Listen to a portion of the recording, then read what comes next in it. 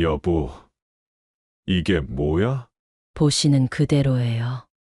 화자는 장바구니를 내려놓고 담담히 말했습니다. 이혼 조정 신청서. 머리가 하얘졌습니다. 신청인 이화자, 피신청인 박재구. 신청인은 피신청인의 퇴직으로 인한 경제적 불안정과 일상생활에서의 갈등 증가로 인해 이혼을 요구함. 글자 하나하나가 재구의 가슴을 찔렀습니다. 퇴직이 이혼 사유가 될 줄은 꿈에도 생각하지 못했어요. 30년 동안 가족을 위해 열심히 일했는데 그 결과가 이혼 통지서라니. 지금부터 찐사연 드라마 완벽한 아내가 시작됩니다. 시작하기 전에 구독과 좋아요는 저에게 큰 힘이 됩니다.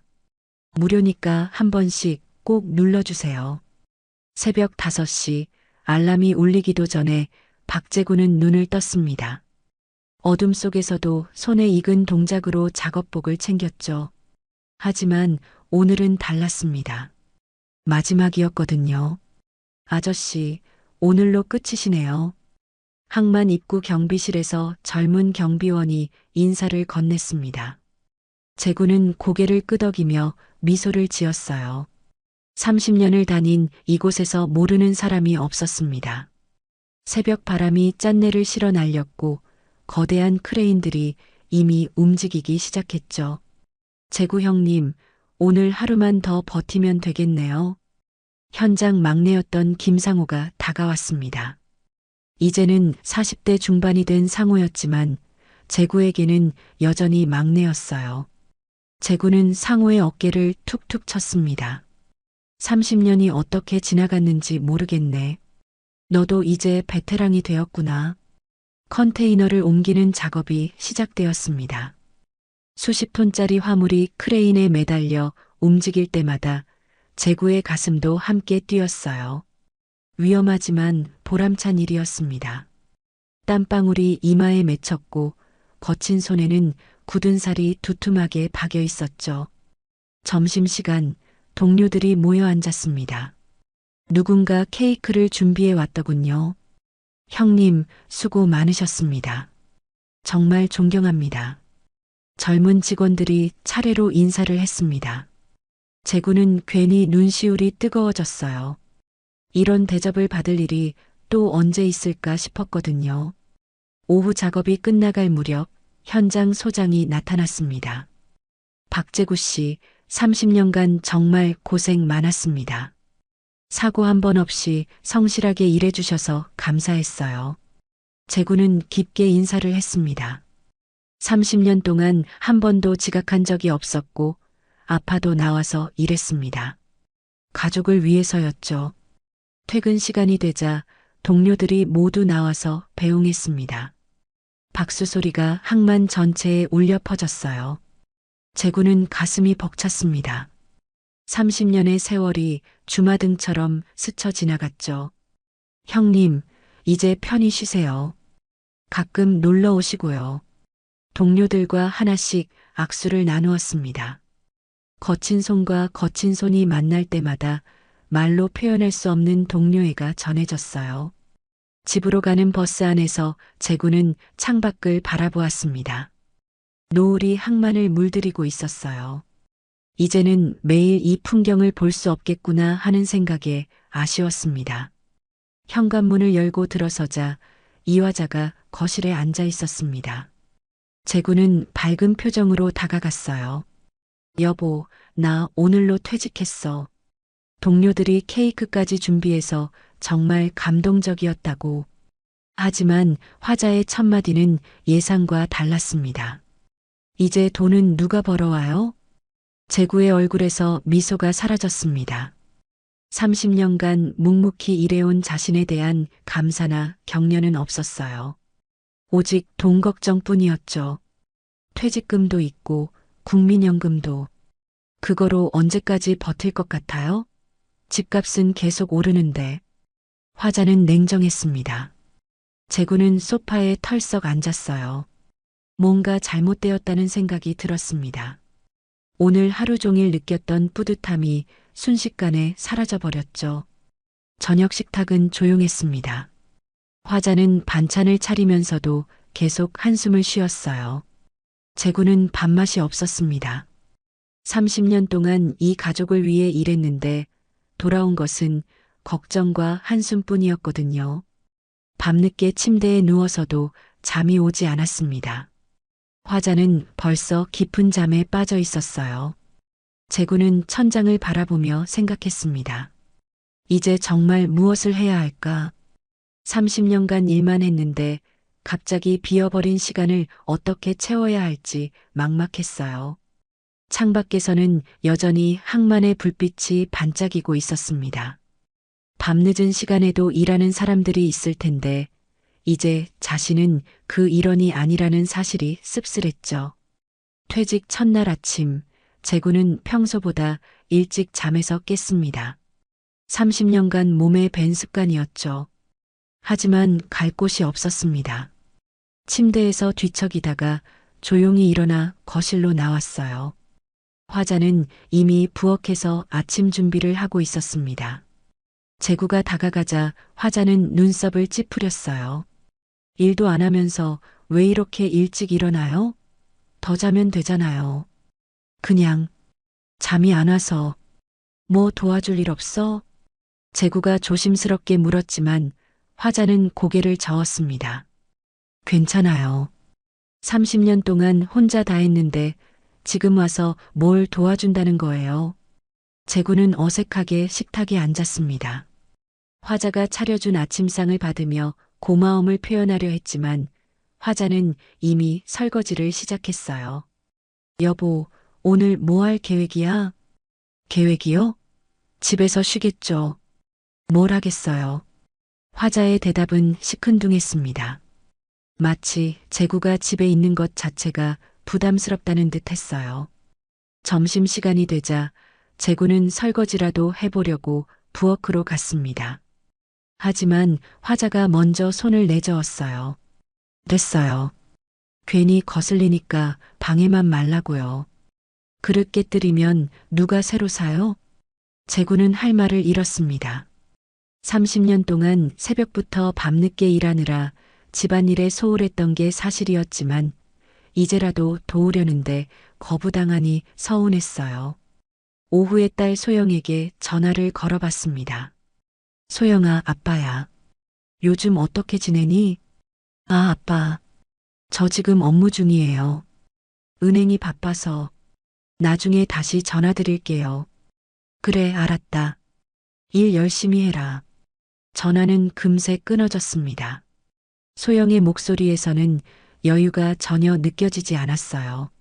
재구는 핸드폰을 내려다보며 한숨을 쉬었습니다. 저녁 무렵 화자가 장을 보러 나간다고 했습니다. 재구가 함께 가겠다고 하자 화자는 귀찮다는 표정을 지었어요. 혼자 다녀올게요. 30년 동안 혼자 다 했는데 지금 와서 왜 따라다니려고 해요? 재구는 혼자 집에 남았습니다. 텔레비전을 켜봤지만 재미있는 프로그램이 없었어요. 채널을 돌리다가 항만 다큐멘터리가 나오자 멈춰섰습니다. 화면 속 크레인과 컨테이너들을 보니 그리워졌어요. 저기가 내가 30년 동안 일했던 곳인데 혼잣말을 하다가 문득 공허함이 밀려왔습니다. 이제 저곳은 자신과 상관없는 곳이 되어버렸거든요. 화자가 장을 보고 돌아왔을 때 재구는 짐을 들어주려고 했습니다. 하지만 화자는 고개를 저었어요. 괜찮아요. 이것도 혼자 할 수 있어요. 저녁 식사 시간도 조용했습니다. 화자는 반찬을 차리면서도 계속 한숨을 쉬었어요. 재구가 무슨 일이냐고 물어보자 화자는 냉정하게 대답했습니다. 앞으로 생활비가 걱정돼서요. 퇴직금이 얼마나 될지도 모르겠고. 걱정 말어. 그동안 모아놓은 돈도 있고 연금도 나올 거야. 그걸로 언제까지 버티겠어요? 아프면 병원비도 들고 집 수리할 일도 생기고. 화자의 말은 현실적이었지만 재구에게는 가혹했습니다. 마치 자신이 가정에 도움이 되지 않는 짐덩어리라고 말하는 것 같았어요. 밤이 되자 재구는 답답해서 산책을 나갔습니다. 동네 편의점 앞에 서서 망설이다가 막걸리 한 캔을 샀어요. 벤치에 앉아서 홀짝홀짝 마시며 하늘을 올려다봤습니다. 30년을 버틴 게 다 무슨 소용이었나? 속으로 되뇌며 막걸리를 마셨습니다. 달콤하면서도 씁쓸한 맛이 지금의 기분과 닮아 있었어요. 편의점 아르바이트생이 나와서 쓰레기를 버리다가 재구를 봤습니다. 아저씨, 괜찮으세요? 많이 우울해 보이시는데. 괜찮아요. 그냥 좀 답답해서 나왔어요. 젊은 아르바이트생은 재구를 걱정스럽게 바라봤습니다. 낯선 사람의 관심이 오히려 고마웠어요. 집에서는 아무도 자신을 걱정해주지 않는데 말입니다. 집으로 돌아가는 길에 재구는 생각했습니다. 퇴직 전에는 바빠서 몰랐는데 이렇게 시간이 많아지니까 오히려 외로웠어요. 30년 동안 가족을 위해 열심히 살았다고 생각했는데 정작 가족들에게는 필요 없는 존재가 되어버린 것 같았습니다. 현관문을 열고 들어서니 화자는 이미 잠자리에 들었더군요. 재구는 거실 소파에 앉아서 또다시 천장을 바라봤습니다. 내일은 또 어떻게 하루를 보내야 할까 막막했어요. 핸드폰을 들여다보니 소영에게서 온 메시지가 하나도 없었습니다. 낮에 바쁘다고 했으니까 이해는 되지만 그래도 서운했어요. 예전에는 이렇게 외롭다고 느낀 적이 없었는데 퇴직 후에는 모든 게 달라져 보였습니다. 퇴직 후 일주일이 지났습니다. 재구는 매일 비슷한 일상을 반복했어요.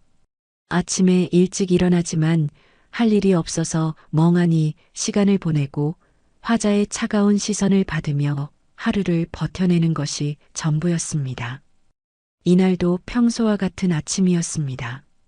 화자는 아침 준비를 하면서 재구를 힐끗힐끗 쳐다봤어요. 뭔가 말하고 싶어 하는 것 같았지만 입을 열지는 않았습니다. 여보, 무슨 일 있어? 표정이 안 좋은데. 재구가 물어보자 화자는 고개를 저었어요. 아무것도 아니에요. 그냥 피곤해서. 점심을 먹고 난 후 재구는 우편함을 확인하러 나갔습니다. 요즘에는 이런 소소한 일들이 하루의 유일한 일거리였어요. 우편함을 열어보니 몇 개의 광고지와 함께 두꺼운 봉투 하나가 들어 있었습니다. 봉투를 살펴보니 법원 도장이 찍혀 있었어요. 재구는 고개를 갸우뚱했습니다. 법원에서 무슨 일로 편지가 올까 싶었거든요. 혹시 교통위반이나 세금 관련 일인가 생각하며 집으로 들어왔습니다. 거실에 앉아서 봉투를 뜯으려는데 손이 떨렸어요. 왠지 모를 불안감이 밀려왔습니다. 천천히 봉투를 열고 안에 든 서류를 꺼냈죠. 이혼 조정 신청서. 제목을 보는 순간 재구의 머리가 하얘졌습니다. 다시 한번 확인해 봤지만 틀림없었어요. 신청인은 이화자, 피신청인은 박재구였습니다. 서류를 펼쳐서 읽어내려가니 더욱 충격적이었습니다. 혼인 생활 30년 성격 차이로 인한 갈등이 지속되어 더 이상 부부관계 유지가 불가능함. 재구는 서류를 든 손이 덜덜 떨렸어요. 30년 결혼 생활이 단 몇 줄로 정리되어 있었습니다. 성격 차이라니 지금까지 그런 얘기를 들어본 적이 없었는데 말이죠. 신청인은 피신청인의 퇴직으로 인한 경제적 불안정과 일상생활에서의 갈등 증가로 인해 이혼을 요구함. 글자 하나하나가 재구의 가슴을 찔렀습니다. 퇴직이 이혼 사유가 될 줄은 꿈에도 생각하지 못했어요. 30년 동안 가족을 위해 열심히 일했는데 그 결과가 이혼 통지서라니. 재구는 서류를 다시 읽고 또 읽었습니다. 혹시 잘못 배달된 건 아닐까 하는 마음이었지만 이름과 주소가 정확했어요. 조정 기일도 적혀 있었습니다. 2주 후였죠. 그때 현관문이 열리며 화자가 장을 보고 들어왔습니다. 재구는 서류를 들고 화자를 바라봤어요. 화자의 얼굴에는 당황한 기색이 없었습니다. 오히려 예상했다는 듯한 표정이었죠. 여보, 이게 뭐야? 제구의 목소리는 떨렸습니다. 화자는 장바구니를 부엌에 놓고 나서야 대답했어요. 보시는 그대로예요. 왜 갑자기 이런 걸 했어? 나한테 한마디 상의도 없이? 화자는 소파에 앉으며 한숨을 쉬었습니다. 상의에서 달라질 게 있나요? 이미 결론은 정해진 일인데. 제구는 믿을 수 없었습니다. 30년을 함께 산 아내가 이렇게 담담하게 이혼을 말할 줄은 몰랐어요. 무슨 소리야? 우리가 무슨 큰 문제라도 있었나? 싸운 적도 거의 없잖아. 싸우지 않는 게 문제가 없다는 뜻은 아니에요. 당신은 30년 동안 집에 돈만 갖다 주고 끝이었어요. 대화다운 대화를 한 적이 언제였는지 기억해요? 화자의 말에 제구는 할 말을 잃었습니다. 사실이었거든요. 일에 치여서 가족과 시간을 보낸 기억이 별로 없었어요. 그래도 이건 너무하잖아. 나도 가족을 위해서 열심히 살았다고. 당신이 생각하는 가족을 위한 삶이 정말 우리를 위한 거였나요? 돈만 벌어다 주면 가장 노릇을 다하는 거라고 생각했나요? 화자의 목소리에는 30년간 쌓인 서운함이 묻어 있었습니다. 제구는 그제야 깨달았어요. 아내가 얼마나 외로웠을지, 얼마나 답답했을지 말이죠. 그럼 이제라도 바꿔보자.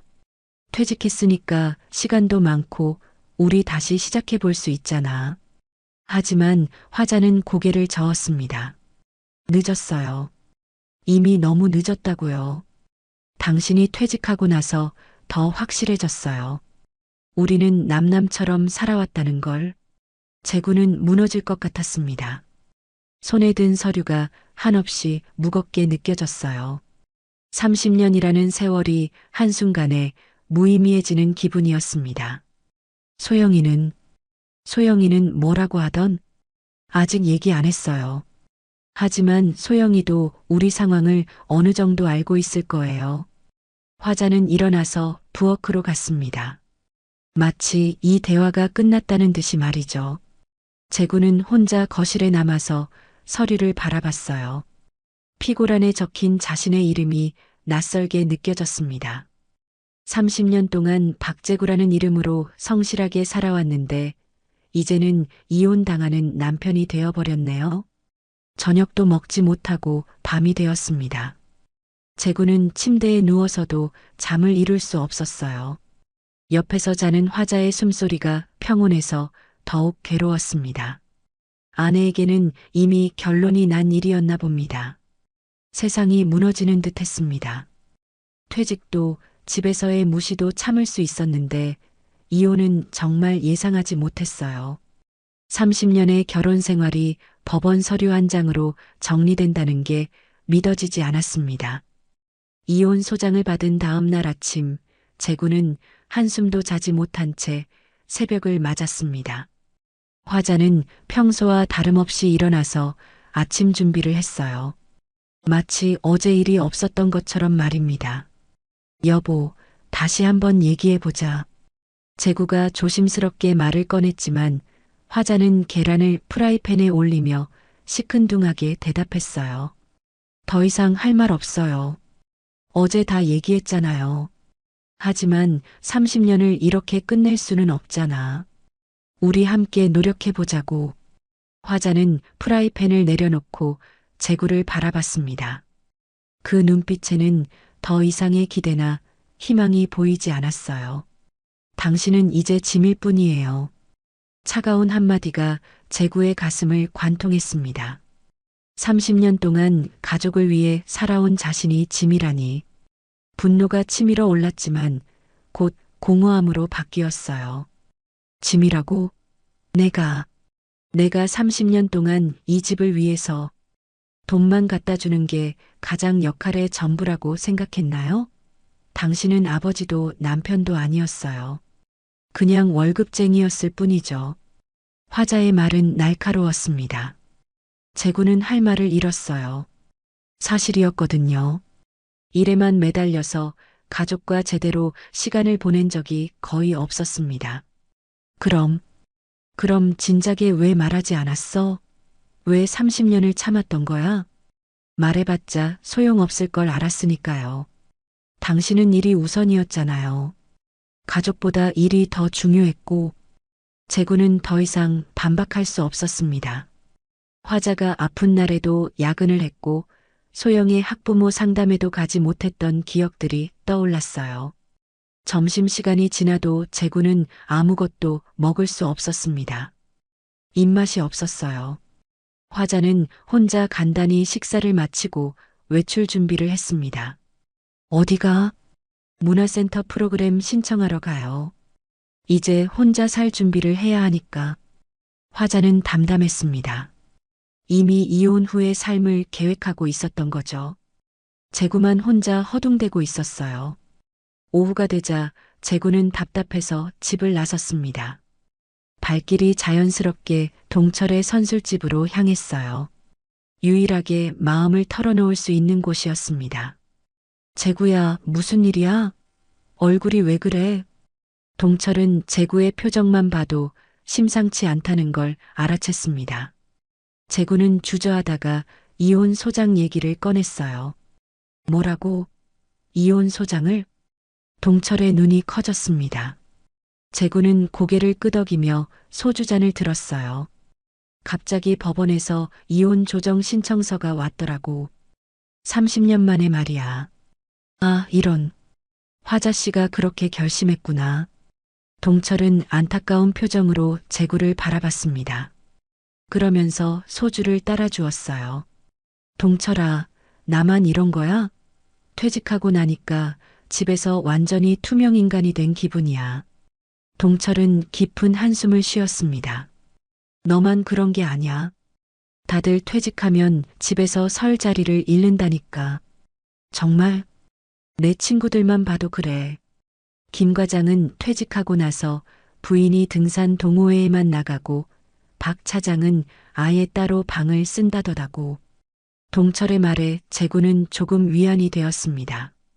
자신만의 문제가 아니었던 거죠. 근데 이혼까지는 아니었잖아. 그게 사실 요즘 황혼 이혼이 많아져서 말이야. 자식들 다 키우고 나니까 부부가 남남이 되는 경우가 많다더라고. 재구는 소주를 한 잔 더 마셨습니다. 술이 들어가니 억눌렀던 감정들이 올라왔어요. 30년 동안 뭘 한 거야, 나는. 새벽부터 밤늦게 일만 했는데. 재구야, 너는 잘못한 게 없어. 다만 시대가 바뀐 거지. 예전에는 남자가 돈만 벌어오면 가장 노릇을 다한 거였는데 요즘은 아니잖아. 동철의 말에 재구는 고개를 끄덕였습니다. 하지만 이해가 되면서도 받아들이기가 어려웠어요.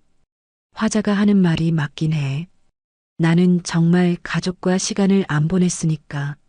소영이 어릴 때도 거의 못 봤고, 그래도 가족을 위해서 한 일이잖아. 너무 자책하지 마.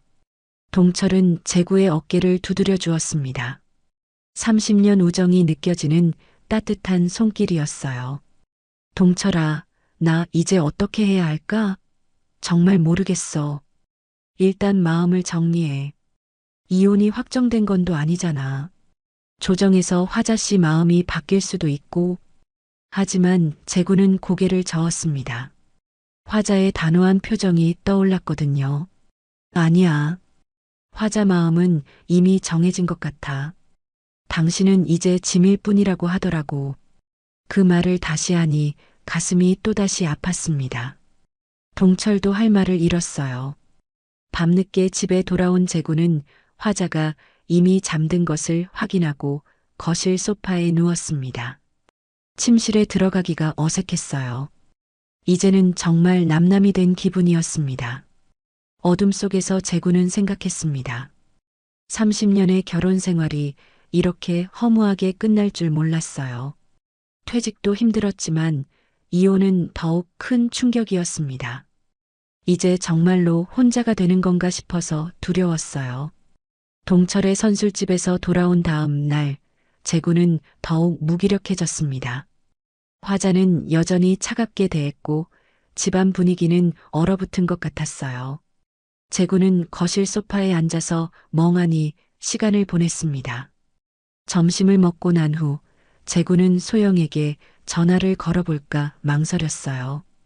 딸에게 부모의 이혼 소식을 어떻게 말해야 할지 막막했습니다. 하지만 언젠가는 알게 될 일이었죠. 그때 핸드폰이 울렸습니다. 소영이었어요. 재구는 깜짝 놀라면서 전화를 받았습니다. 아빠, 안녕하세요. 소영아. 갑자기 웬 전화야? 그냥 요즘 아빠 목소리가 많이 우울하신 것 같아서요. 퇴직하시고 나서 괜찮으세요? 소영의 관심 어린 목소리에 재구는 가슴이 뭉클했습니다. 그동안 바쁘다는 핑계로 피해 다녔던 딸이 먼저 연락을 준 거였어요. 아빠는 괜찮아. 그런데 소영아, 아빠가 할 말이 있는데. 재구는 이혼 소장 얘기를 꺼내려다가 망설였습니다. 전화로 할 얘기는 아닌 것 같았어요. 아빠, 혹시 엄마랑 싸우셨어요? 소영의 예상치 못한 질문에 재구는 당황했습니다. 왜 그렇게 생각해? 엄마가 어제 저한테 전화하셨는데 목소리가 이상하더라고요. 뭔가 결심한 듯한 느낌이었어요. 재구는 화자가 이미 소영에게 연락했다는 걸 깨달았습니다. 하지만 구체적으로 뭘 말했는지는 모르겠더군요. 소영아, 아빠가 직접 만나서 얘기할게. 시간 될 때 한번 와줄 수 있어? 네, 오늘 저녁에 갈게요. 아빠, 뭔가 심각한 일인가요? 재구는 대답하기 어려웠습니다. 심각하다면 심각한 일이었지만 전화로 말하기에는 너무 무거웠어요. 만나서 얘기하자. 조심해서 와. 저녁 무렵 소영이 집에 도착했습니다. 재구는 화자와 함께 거실에 앉아서 딸을 기다렸어요. 소영이 들어오자마자 분위기가 심상치 않다는 걸 눈치챘습니다. 아빠, 엄마, 무슨 일이세요? 둘 다 표정이 안 좋으신데. 화자가 먼저 입을 열었습니다. 소영아, 엄마 아빠가 이혼하기로 했어. 소영의 얼굴이 순간 굳어졌습니다. 예상은 했지만 직접 듣는 건 다른 문제였던 거죠. 갑자기 왜요? 무슨 일이 있었나요? 갑자기가 아니야. 오랫동안 생각해온 일이었어. 화자는 담담하게 말했지만 소영은 받아들이기 힘들어했어요. 하지만 그래도 30년을 같이 사셨는데 뭔가 방법이 있을 거 아니에요. 재구는 소영의 반응을 지켜보며 마음이 아팠습니다. 딸에게 이런 상처를 주고 싶지 않았거든요. 화자는 자리에서 일어났습니다. 소영아, 엄마는 먼저 들어갈게. 아빠랑 얘기해봐. 화자가 방으로 들어가자 거실에는 재구와 소영만 남았습니다. 소영은 한동안 말없이 있다가 조심스럽게 입을 열었어요. 아빠, 사실 얘기할 게 있어요. 뭐? 소영은 잠시 망설이다가 결심한 듯 말했습니다. 아빠, 사실 어릴 때부터 엄마가 아빠 무시하는 거 다 봤어요. 나도 힘들었어요. 재구는 깜짝 놀랐습니다. 소영이 그런 걸 느끼고 있었다는 걸 몰랐거든요. 무시한다는 게 무슨. 아빠가 늦게 들어오면 엄마가 혼자 투덜거리고 아빠가 뭔가 도우려고 하면 귀찮다고 하고 저도 보기 힘들었어요. 소영의 목소리에는 오랫동안 참아온 감정이 묻어 있었습니다. 그럼 왜 진작에 말하지 않았어? 어떻게 말해요? 부모님 사이 일인데. 그리고 아빠도 항상 일 때문에 바쁘셨잖아요. 재구는 울컥했습니다. 딸이 이런 고민을 혼자 하고 있었다는 사실이 미안했어요. 소영아, 아빠가 미안해. 그동안 너한테 신경을 못 써줘서. 아니에요, 아빠. 아빠가 가족을 위해서 열심히 일하신 거 저도 알아요. 하지만 엄마는 그걸 인정하지 않으시더라고요. 소영은 눈물을 글썽이며 말했습니다. 어릴 때 친구들은 아빠랑 놀러도 가고 그랬는데 우리 아빠는 항상 일하고 계시니까 부러웠어요. 하지만 그래도 우리를 위해서 하는 일이라는 걸 알았거든요. 제구의 눈에도 눈물이 고였습니다. 최소한 딸은 자신을 이해하고 있었던 거였어요. 엄마는 그런 마음을 모르시는 것 같아요. 아빠가 얼마나 힘들게 일하셨는지.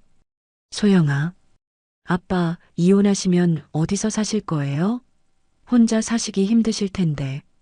소영의 걱정 어린 목소리에 제구는 가슴이 뜨거워졌습니다.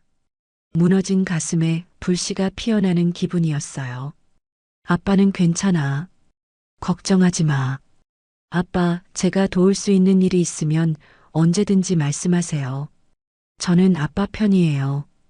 그 말에 제구는 더 이상 참을 수 없었습니다. 눈물이 주룩주룩 흘러내렸어요. 30년 만에 처음으로 누군가가 자신의 편이라고 말해준 거였습니다. 고마워, 소영아. 정말 고마워. 소영도 울먹이며 아버지를 안아주었습니다. 오랫동안 하지 못했던 부녀간의 포옹이었어요. 아빠, 힘내세요. 아빠는 잘못한 게 없어요. 새로운 시작이라고 생각하세요. 소영의 말에 제구는 고개를 끄덕였습니다. 절망 속에서 한 줄기 빛을 발견한 기분이었어요. 적어도 딸만은 자신을 이해하고 지지해준다는 사실이 큰 위안이 되었습니다. 밤늦게 소영이 돌아간 후 제구는 혼자 거실에 앉아서 생각했습니다. 비록 아내와는 이별하게 되더라도 딸과의 관계는 새롭게 시작할 수 있을 것 같았어요. 소영과의 대화 이후 제구는 조금씩 마음을 추스르기 시작했습니다. 딸의 지지가 큰 힘이 되었거든요. 하지만 여전히 집안 분위기는 차갑기만 했어요. 화자는 이혼 조정 준비에 바빴고 제구와는 필요한 말만 주고받았습니다. 이혼 조정일이 일주일 앞으로 다가온 어느 날 제구는 또다시 동철의 선술집을 찾았습니다. 요즘 유일한 피난처였어요. 제구야, 요즘 얼굴이 좀 나아졌네. 소영이랑 얘기 잘 됐나? 동철은 제구의 표정을 보며 반가워했습니다. 응, 소영이가 나를 이해해 주더라고. 그게 위안이 돼. 그럼 됐다. 식구 중에 한 명이라도 내 편이면 살만 나잖아. 동철이 소주를 따라주며 말했습니다. 제구는 고개를 끄덕이며 잔을 받았어요. 근데 제구야, 너 요즘 하루 종일 뭐해? 뭘 하겠어. 그냥 집에서 텔레비전 보고 산책하고 할 일이 없더라고. 제구의 대답에 동철은 고개를 저었습니다. 그래서는 안 되지. 사람이 할 일이 없으면 더 우울해져. 뭔가 새로운 걸 해봐야 해. 새로운 걸? 내 나이에 뭘 새로 해? 나이가 무슨 상관이야. 60대가 어디 늙은이야? 요즘 60대는 한창 나이라고. 동철의 말에 제구는 씁쓸하게 웃었습니다. 그래도 뭘 해야 할지 모르겠어. 30년 동안 일만 했는데. 동철은 잠시 생각하더니 손뼉을 쳤습니다. 아, 맞다. 우리 동네 문화센터에서 프로그램들 많이 한다던데. 한번 가봐. 문화센터? 거기서 뭘 해? 노래도 배우고, 그림도 그리고, 운동도 하고, 여러 가지 있어. 특히 노래 교실이 인기 많다더라고. 제구는 고개를 저었습니다. 내가 무슨 노래를 해? 부끄러워서 어떻게 해? 왜 부끄러워? 너 옛날에 항만에서 노래 잘했잖아. 노래자랑에서 상도 탔고. 동철의 말에 제구는 깜짝 놀랐습니다. 그런 일이 있었다는 걸 동철이 기억하고 있었던 거죠. 그게 언제 일인데? 20년도 더 된 얘기야. 그래도 한번 해본 사람은 달라. 가서 한번 해봐. 집에만 있으면 더 우울해진다고. 동철의 권유에 제구는 망설였습니다. 하지만 정말 집에만 있으면 미칠 것 같기도 했어요. 다음 날 제구는 용기를 내서 동네 문화센터에 갔습니다. 입구에서 프로그램 안내문을 보니 정말 다양한 강좌들이 있었어요. 노래교실, 그림교실, 요가, 댄스까지. 어르신, 뭘 찾으세요? 안내 직원이 다가와서 물어봤습니다. 아, 노래 교실이 있다고 해서. 아, 트로트 교실 말씀이세요? 지금 막 시작하려던 참이에요. 들어가 보세요. 제구는 떨리는 마음으로 강의실 문을 열었습니다. 안에는 비슷한 나이대의 사람들이 20여 명 앉아 있었어요. 대부분 여성분들이었지만 남성분들도 몇 분 계셨습니다. 어서 오세요. 새로 오신 분이네요. 강사가 제구를 반갑게 맞아주었습니다. 50대 후반으로 보이는 여성이었는데 온화한 인상이었어요. 저는 정은지입니다. 여기서 트로트 교실을 진행하고 있어요. 안녕하세요. 박제구입니다. 제구는 어색하게 인사를 했습니다. 맨 뒷자리에 앉으려고 했지만 은지가 앞쪽으로 앉으라고 했어요. 오늘은 사랑의 미로를 배워볼 거예요. 다들 아시는 곡이죠? 은지의 말에 수강생들이 고개를 끄덕였습니다. 제구도 알고 있는 곡이었어요. 수업이 시작되고 다들 함께 노래를 불렀습니다. 처음에는 제구도 작은 소리로 따라했지만 점점 목소리가 커졌어요. 오랫동안 잊고 있던 즐거움이었습니다. 박제구 씨, 목소리가 정말 좋으세요. 혹시 노래 해보신 적 있으세요? 은지가 제구를 보며 말했습니다. 제구는 얼굴이 빨개지며 대답했어요. 아, 옛날에 조금. 회사에서 가끔. 그럼 한번 앞에 나와서 불러보실래요? 다른 분들에게도 좋은 본보기가 될 것 같은데요. 제구는 당황했습니다. 갑자기 혼자 노래를 부르라니요. 아니에요. 저는 그냥. 괜찮아요. 여기서는 누구나 자유롭게 노래해요. 실수해도 상관없고요. 은지의 격려에 다른 수강생들도 박수를 쳤습니다. 한번 해보세요. 우리도 듣고 싶어요. 결국 제구는 떨리는 마음으로 앞에 나섰습니다. 마이크를 잡으니 손이 떨렸어요. 뭘 부르실 거예요?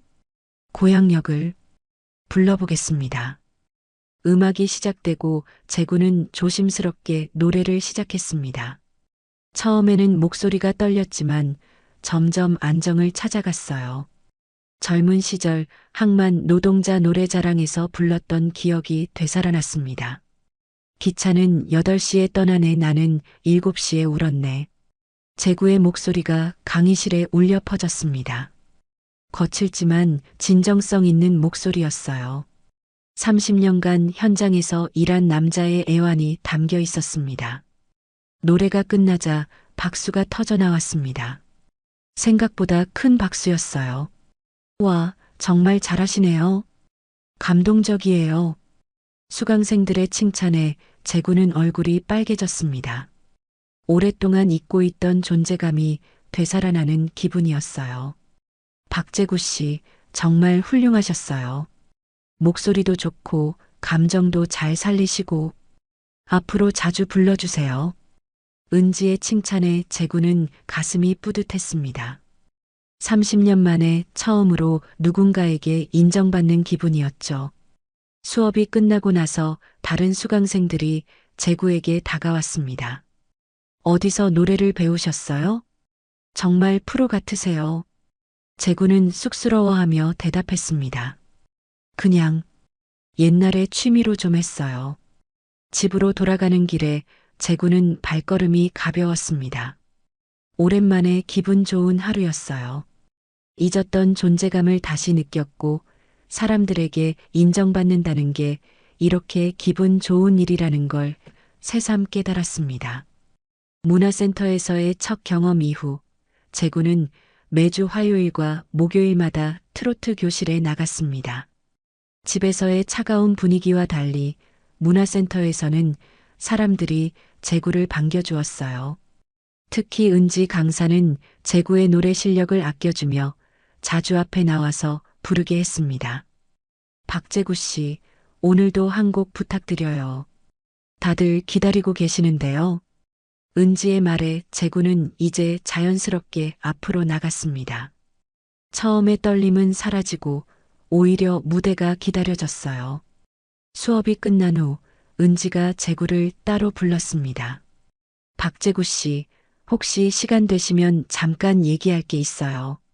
네, 무슨 일이세요? 요즘 젊은 사람들이 휴대폰으로 영상을 많이 찍어서 올린다고 하잖아요.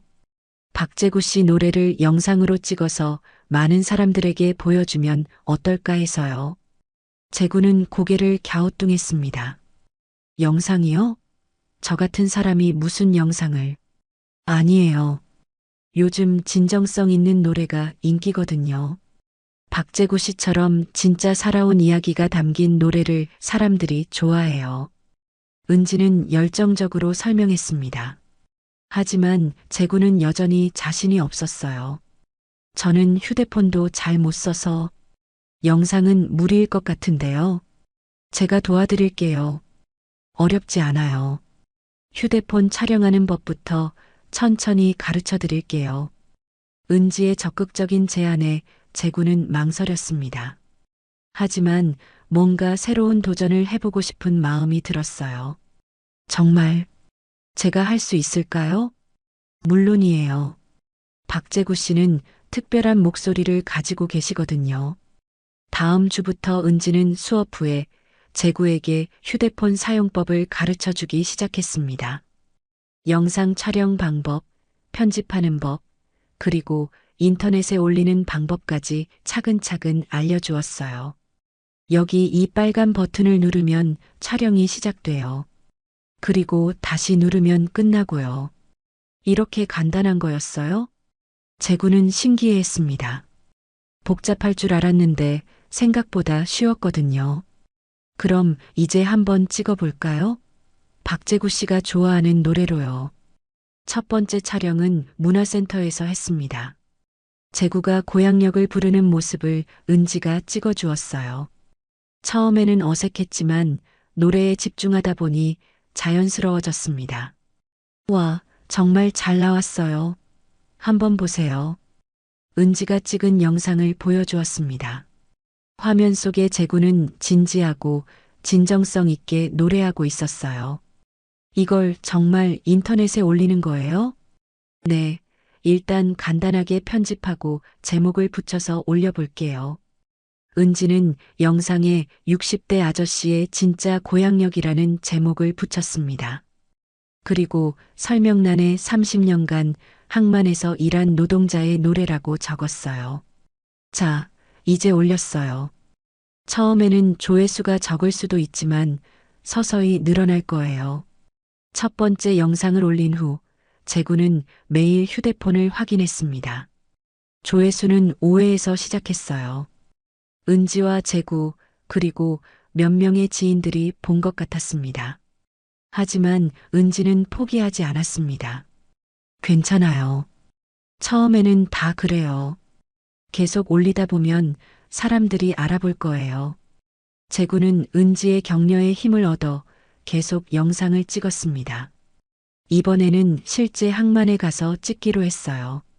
여기서 찍으면 더 의미가 있을 것 같은데요. 박재구 씨가 30년 동안 일했던 곳이니까요. 재구는 30년 동안 일했던 항만으로 은지와 함께 갔습니다. 익숙한 풍경이었지만 이제는 구경꾼의 입장이 되어버렸네요. 여기서 항구의 남자를 불러보세요. 이 배경이랑 정말 잘 어울릴 것 같아요. 석양이 지는 항만을 배경으로 재구는 노래를 불렀습니다. 크레인과 컨테이너들이 보이는 가운데 부르는 노래는 더욱 진정성 있게 느껴졌어요. 은지는 이 영상에 항만 노동자의 노래라는 제목을 붙였습니다. 그리고 좀 더 자세한 설명을 적었어요. 30년간 새벽부터 밤까지 항만에서 일한 박재구 씨의 진짜 이야기가 담긴 노래입니다. 퇴직 후 새로운 꿈을 찾아가는 평범한 아버지의 노래를 들어보세요.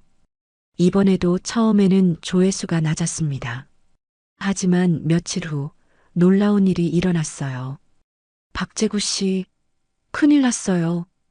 은지가 흥분해서 전화를 걸어왔습니다. 무슨 일이세요? 영상이 영상이 대박이 났어요. 조회수가 5만 회를 넘었다고요. 재구는 믿을 수 없었습니다. 급하게 휴대폰을 확인해 보니 정말이었어요. 조회수가 계속 늘어나고 있었습니다. 더 놀라운 건 댓글이었습니다. 우리 아버지 생각나요. 눈물이 나네요. 진정성이 느껴집니다. 정말 감동적이에요. 이런 아버지들이 우리나라를 일으켜 세우셨네요. 존경합니다. 60대에 새로운 도전을 하시는 모습이 멋져요. 댓글 하나하나를 읽으며 재구는 가슴이 뜨거워졌습니다. 모르는 사람들이 자신의 노래를 듣고 감동받는다니 꿈만 같았어요. 은지 선생님, 이게 정말 제 영상 맞나요? 물론이에요. 박재구 씨가 유명해지신 거예요. 재구는 처음으로 세상과 연결되었다는 느낌을 받았습니다. 30년 동안 좁은 세계에서만 살았는데 이제는 전국의 사람들이 자신의 노래를 듣고 있었어요. 조회수는 계속 늘어났습니다. 10만, 20만을 넘어서면서 재구는 작은 유명인이 되었습니다. 문화센터 수강생들도 재구를 보는 눈빛이 달라졌어요. 집에 돌아와서 화자에게 이 소식을 전했지만 반응은 시큰둥했습니다. 그래서 뭐 어쩌자는 거예요? 돈이라도 나와요? 하지만 재구는 상관없었습니다. 이제는 자신만의 세계가 생겼거든요. 댓글을 통해 응원해주는 사람들이 있고 자신의 노래를 기다리는 사람들이 있다는 것만으로도 충분했습니다. 유튜브 영상이 인기를 끌면서 재구의 일상은 완전히 바뀌었습니다. 매일 댓글을 확인하고 새로운 영상을 준비하는 것이 즐거운 일과가 되었어요. 하지만 집안 분위기는 여전히 차가웠습니다. 이혼 조정일이 이틀 앞으로 다가왔거든요. 여보, 내일 조정 나가기 전에 마지막으로 얘기해보자. 재구가 화자에게 말했지만 화자는 고개를 저었습니다. 더 이상 할 말 없어요. 이미 결정된 일이라고요. 화자의 마음은 확고했습니다. 재구의 유튜브 성공도 그녀에게는 의미가 없었어요. 이혼 조정 당일 재구는 일찍 일어나서 정장을 차려입었습니다. 30년 결혼 생활을 정리하는 자리였지만 마음은 예상보다 평온했어요. 오히려 새로운 시작에 대한 기대감이 더 컸습니다. 법원에 도착하니 화자가 이미 와 있었습니다. 서로 눈인사만 나누고 조정실로 들어갔어요. 부부 모두 이혼 의사가 확고하시다고 들었는데 맞나요? 조정위원이 물어봤습니다. 화자가 먼저 대답했어요. 네, 더 이상 부부관계를 유지할 수 없습니다. 박재구 씨는 어떠세요? 재구는 잠시 망설이다가 고개를 끄덕였습니다. 네, 저도 동의합니다. 그럼 재산 분할과 양육비 문제는 어떻게 하실 건가요? 화자와 재구는 미리 상의한 대로 재산을 반반씩 나누기로 했습니다. 소영은 이미 성인이라 양육비 문제는 없었어요. 조정은 생각보다 담담하게 진행되었습니다. 30년의 결혼 생활이 법적 절차로 정리되는 과정이었지만 재구는 오히려 후련했어요. 그럼 이혼 조정이 성립되었습니다. 조정조서를 작성해 드릴게요. 조정위원이 서류를 정리하며 말했습니다. 화자는 홀가분한 표정이었고 재구도 마찬가지였어요. 법원을 나오면서 화자가 재구에게 말했습니다. 30년 동안 수고했어요. 이제 각자 편하게 삽시다. 그래요. 건강하게 잘 지내요. 재구의 대답도 담담했습니다. 원망이나 미련은 없었어요. 오히려 서로에게 자유를 준다는 생각이 들었습니다. 화자는 먼저 택시를 타고 떠났습니다. 재구는 법원 앞에서 잠시 서 있다가 천천히 걸어 나왔어요. 집으로 돌아가는 길에 재구는 생각했습니다. 30년을 버텼는데 돌아온 건 이혼장이었지만 결국 자신의 인생이 돌아왔다는 느낌이었어요. 집에 도착하니 화자가 이미 짐을 정리해서 나간 상태였습니다. 거실이 휑하니 비어 있었어요. 하지만 재구는 슬프지 않았습니다. 소영에게 전화를 걸었습니다. 소영아, 아빠야. 오늘 이혼 조정이 끝났어. 아빠, 괜찮으세요? 응, 괜찮아. 오히려 후련해. 아빠, 혼자 사시기 힘드시면 언제든지 연락하세요. 제가 도와드릴게요. 소영의 따뜻한 말에 재구는 가슴이 뜨거워졌습니다. 고마워, 소영아. 아빠는 이제 새로운 시작을 할 거야. 저녁이 되자 재구는 항만으로 향했습니다. 30년 동안 일했던 곳에서 새로운 출발을 다짐하고 싶었어요. 석양이 지는 항만은 아름다웠습니다. 크레인들이 실루엣을 이루고 바다에는 노을이 반사되고 있었어요. 재구는 그 자리에서 휴대폰을 꺼내 영상을 찍기 시작했습니다. 안녕하세요, 박재구입니다. 오늘 저에게는 특별한 날이었어요. 30년 결혼 생활을 마무리하는 날이었거든요. 재구는 카메라를 향해 솔직하게 말했습니다. 처음에는 절망적이었어요. 퇴직하고 집에서도 환영받지 못하고 심지어 이혼까지. 하지만 지금은 감사해요. 이 모든 일들이 저에게 새로운 기회를 준 거니까요. 재구는 항만을 배경으로 고향역을 불렀습니다. 이번에는 예전과 달랐어요. 슬픔보다는 희망이 담긴 노래였습니다. 30년을 버텼는데 돌아온 건 이혼장이었지만 결국 내 인생이 돌아왔다. 재구는 노래를 마치며 혼잣말을 했습니다. 그 말이 마이크에 고스란히 담겼어요. 영상을 마치고 재구는 바다를 바라봤습니다. 이제는 누구의 짐도 아닌 스스로 삶의 주인이었어요. 60대의 새로운 시작이었습니다. 며칠 후 그 영상을 올렸더니 더 큰 반응이 왔습니다. 진짜 멋진 아저씨네요. 용기를 얻어갑니다. 60대에 새 출발하시는 모습이 감동적이에요. 저희 아버지도 이런 마음일까요? 응원합니다. 재구는 댓글 하나하나에 답글을 달았습니다. 이제는 전국에 자신을 응원하는 사람들이 있었어요. 은지도 재구의 변화에 놀라워했습니다. 박재구 씨, 정말 달라지셨네요. 표정도 밝아지고 자신감도 생기시고 선생님 덕분이에요. 새로운 세계를 알려주셔서 감사해요. 문화센터에서도 재구는 이제 스타였습니다. 다른 수강생들이 조언을 구하기도 했고 젊은 직원들이 영상 촬영을 도와주기도 했어요. 동철도 재구의 변화를 기뻐했습니다. 재구야, 너 완전히 달라졌네. 이게 진짜 내 모습인 것 같아. 그래, 나도 이런 내가 있는 줄 몰랐어. 재구는 이제 매일이 기대되었습니다. 새로운 노래를 준비하고 사람들과 소통하고 꿈을 키워나가는 것이 즐거웠어요. 어느 날 저녁 재구는 혼자 살게 된 집에서 소영과 영상 통화를 했습니다. 아빠, 정말 행복해 보이세요. 그래, 이제야 진짜 내 인생을 사는 것 같아. 저도 아빠가 이렇게 활기차신 모습을 보니까 기뻐요. 재구는 창밖을 바라보며 미소를 지었습니다. 30년의 끝은 새로운 시작이었어요. 이제는 아무도 재구를 짐이라고 부르지 않았습니다. 그는 자신만의 무대에서 빛나는 주인공이었으니까요. 오늘의 이야기는 여기까지입니다. 찐사연 드라마가 마음에 남으셨다면 댓글로 함께 나눠주세요. 오늘 하루도 마음에 따뜻한 빛이 머무는 하루 되시길 바랍니다.